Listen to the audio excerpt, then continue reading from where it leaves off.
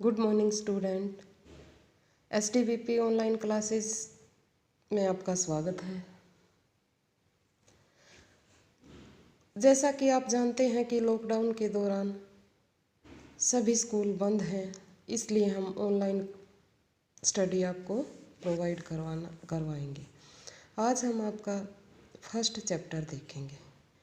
ये 8th class के student के लिए है। देखो बेटा, सबसे पहले तो मैं आपको बुक्स का नाम बता देती हूँ। 8th क्लास में NCERT की 2 बुक्स हैं। एक का नाम वसंत भाग 3, वसंत भाग 3 है, और दूसरी है भारत की खोज। ये दोनों ही बुक्स आपको लेनी है। तो आज हम वसंत जो हमारी बुक है उसकी फर्स्ट पोएम करेंगे। फर्स्ट जो हमारा लेसन है वो एक कविता है और उसका शीर्षक है ध्वनि। ध्वनि नामक यह कविता सूर्यकांत त्रिपाठी निराला द्वारा रचित कविता है। इस कविता के कवि हैं सूर्यकांत त्रिपाठी निराला जी। निराला जी छायावादी कवि थे। हिंदी साहित्य में वो महान कवि माने जाते हैं। उन्होंने अपनी कविताओं में, अपने साहित्य में बहुत सुंदर वर्णन किया है प्रकृति का, और उनकी जो कविताएं हैं, उनका जो साहित्य है, उसमें लोक कल्याण की भावना भी देखी जा सकती है। लोक कल्याण की भावना उनकी कविताओं में सर्वोपरि मानी गई है। प्रकृति का सुंदर चित्रण किया है। देखो, सूर्यकांत त्रिपाठी निराला जो कवि थे, उन्होंने अपने जीवन में बहुत कठिन परिस्थितियों का सामना किया है, यानी कि उनका जीवन बहुत कठिनाइयों में बीता है। जब वो मात्र 3 वर्ष के थे तो उनकी माता का देहांत, बाद में पिता और चाचा श्री का देहांत, और इसके बाद कम उम्र में शादी होना और पुत्र और पुत्री को जन्म देने के बाद उनकी पत्नी का भी निधन हो जाना, इन दुखों ने उन्हें बुरी तरह से तोड़ दिया था। लेकिन फिर भी अपने जीवन में उन्होंने हार नहीं मानी। हमारे लिए एक विशाल विस्तृत साहित्य का निर्माण किया। परंतु 1935 में जब उनकी पुत्री का निधन हुआ तो वो पूरी तरह से टूट चुके थे। अपनी पुत्री के नाम से फिर उन्होंने एक साहित्य रचना की। पुत्री का नाम सरोज था, जिसे सरोज समर्ति के नाम से जाना जाता है। बहुत सारे साहित्य की रचना करने के बाद 1961 ईस्वी में 15 अगस्त सन 1961 ईस्वी में सूर्यकांत त्रिपाठी निराला जी ने इस संसार को अलविदा कह दिया। इनका जन्म हुआ था 1897 ईस्वी में। देखो बेटा, ये आप मत सोचना कि मैडम हमें कवि के बारे में क्यों बताती है, क्योंकि बड़ी क्लासेज में जो कवि परिचय हैं, लेखक परिचय हैं, वो भी आपके एग्ज़ाम में आते हैं। इसलिए मैंने सूर्यकांत त्रिपाठी निराला का थोड़ा परिचय दिया है। अब हम करेंगे अपनी फर्स्ट पोएम। जो हमारा पहला पाठ है उसका नाम है ध्वनि। कविता है ये, किसके द्वारा रची गई है? सूर्यकांत त्रिपाठी निराला के द्वारा। कविता में हम सबसे पहले इसकी सप्रसंग व्याख्या करते हैं। जो आपकी परीक्षा होगी उसमें सप्रसंग व्याख्या 5-6 मार्क्स की पूछी जाती है, और सप्रसंग व्याख्या को भी 3 पार्टों में डिवाइड करेंगे हम। देखो, पहले जो भी कविता की पंक्तियां, जो लाइनें दी गई होंगी, उन लाइनों का हम प्रसंग लिखेंगे। प्रसंग में लिखेंगे कि कौन सी बुक से ली गई है, कवि कौन है इस कविता के, और इन पंक्तियों में, कविता के इन लाइनों में कवि क्या बताना चाहते हैं। ये हमारा फर्स्ट पार्ट होगा, जिसे हम बोलेंगे प्रसंग। दूसरा पार्ट होगा हमारा इसकी व्याख्या करना। दूसरा पार्ट होगा हमारा इसकी व्याख्या करना, इसका सरलार्थ करना, भावार्थ करना, और सरलार्थ बताने के बाद थर्ड पॉइंट हम लिखेंगे इसका विशेष, जिसमें हम इसकी भाषागत विशेषताएं, काव्य सौंदर्य वगैरह बताएंगे। तो मैं आपको ये फर्स्ट जो स्टेंजा है उसकी व्याख्या अब करके बताती हूँ। ध्यान दीजिएगा बेटा। इसको अगर आप व्याख्या को अच्छी तरह याद करेंगे तो आपको ज़रूरत नहीं पड़ेगी। जो टेक्सुअल क्वेश्चन हैं, MCQ भी आपके एग्ज़ाम में आते हैं, वो अच्छी तरह से आपको यहाँ लर्न हो जाएंगे। देखो, शुरू करते हैं अपनी फर्स्ट पोएम। अभी न होगा मेरा अंत, अभी अभी ही तो आया है मेरे वन में मृदुल वसंत, अभी न होगा मेरा अंत। देखो, अभी न होगा मेरा अंत। इस कविता में कवि का जो स्वर है, जो उनका दृष्टिकोण है, वो आशावादी दृष्टिकोण है। आशावादी किस प्रकार है? देखो, मैंने आपको कवि परिचय में अभी बताया है कि सूर्यकांत त्रिपाठी निराला का जो जीवन है वो कठिनाइयों भरा रहा है, लेकिन कवि फिर भी निराश नहीं है। वो अपने जीवन में आने वाले दुखों से हताश नहीं हैं। उन्होंने इनका डटकर सामना किया है। अब कवि के जीवन में जो कुछ सुख के पल आए हैं, उनमें भी कवि इतने विचलित नहीं है कि पीछे जो जीवन में सुख आए हैं तो अभी मुझे इन दुखों की आदत हो गई है, तो इन सुखों का मेरे जीवन में कोई महत्व नहीं है। ऐसा नहीं है, बल्कि कवि के मन में तो आशावादी भावना है, लोक कल्याणकारी भावना है। कवि इस कविता में यही बताना चाहते हैं। तो इन पंक्तियों का हम सबसे पहले क्या लिखेंगे? प्रसंग। कविताओं का सबसे पहले, कविताओं की जो व्याख्या होती है उसको 3 भाग मैंने बताए हैं: प्रसंग, व्याख्या और विशेष। तो फर्स्ट पार्ट होगा इसका प्रसंग। प्रसंग क्या लिखेंगे? प्रस्तुत पंक्तियाँ हमारी हिंदी की पाठ्य पुस्तक वसंत भाग 3 से ली गई हैं। ये कविताएं ध्वनि नामक कविता से ली गई हैं। इस कविता के रचयिता सूर्यकांत त्रिपाठी निराला जी हैं। इन कविताओं में कवि ने अपने आशावादी स्वर को प्रकट किया है।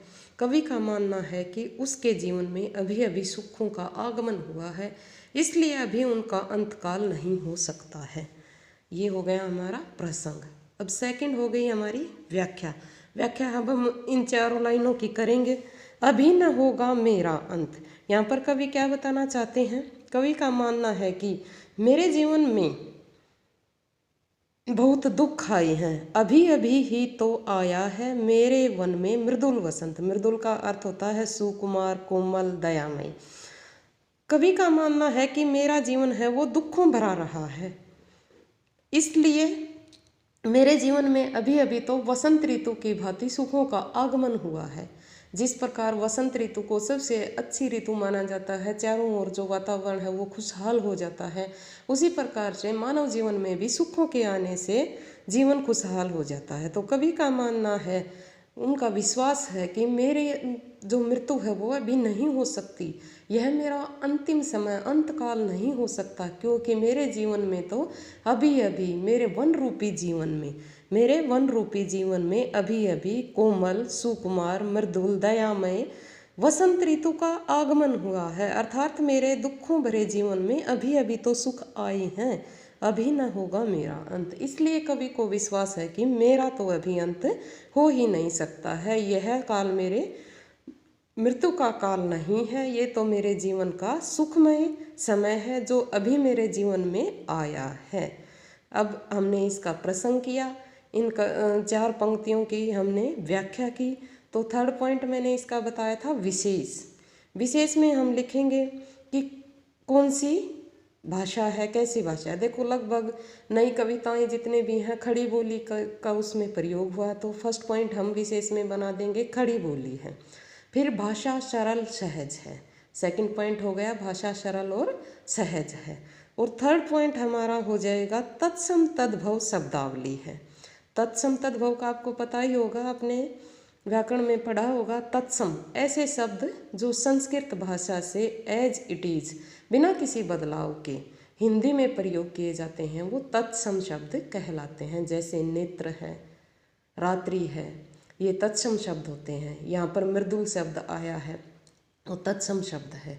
और तद्भव शब्द उन शब्दों को कहते हैं जिन शब्दों का हिंदी में कुछ बदलाव के साथ, संस्कृत शब्दों को हिंदी में कुछ बदलाव के साथ प्रयोग किया जाता है, तो ऐसे शब्दों को हम तद्भव शब्द कहते हैं। तो विशेष में क्या होगा? सबसे पहला पॉइंट हो जाएगा खड़ी बोली है। सेकंड पॉइंट हमारा हो जाएगा भाषा सरल सहज है। थर्ड पॉइंट हो जाएगा तत्सम तद्भव शब्दावली है। और एक और पॉइंट इसमें ये बन सकता है कि इन कविताओं में कवि ने अपने आशावादी स्वर को प्रकट किया है। जो अपने आशावादी स्वर है उसको कविता में यहाँ पर इन पंक्तियों में कवि ने दर्शाया है। तो ये हमारा फर्स्ट स्टैंजा हो गया। अब हमारा सेकंड स्टैंजा है। हरे हरे ये पात, डालियाँ कलियाँ कोमल गात, मैं ही अपना सौपन मृदुल कर, फेरूंगा निद्रित कलियों पर, जगा एक प्रत्युष मनोहर। देखो, जैसे ऊपर वाला स्टैंजा हमने पढ़ा था, इसी प्रकार इसको भी थर्ड पार्ट में ही हम करेंगे। हमारा फर्स्ट पार्ट हो जाएगा इसमें प्रसंग सेम रहेगा बेटा। प्रसंग जैसे ऊपर वाला लिखा था हमने, प्रसंग में क्या लिख देंगे, प्रस्तुत पंक्तियाँ हमारी हिंदी की पाठ्य पुस्तक वसंत भाग 3 में संकलित कविता ध्वनि से ली गई हैं। इस कविता के रचयिता सूर्यकांत त्रिपाठी निराला हैं। यहाँ तक सेम हो गया। अब हम बताएंगे कि जो ये स्टैंजा है, जो ये पंक्तियाँ हैं, इनमें कौन सा भाव है। तो इनमें कवि ने अपने लोक कल्याणकारी भाव को दर्शाया है। दूसरों की जो कल्याण करने की भावना है यहाँ पर कवि की, वो प्रकट हुई है।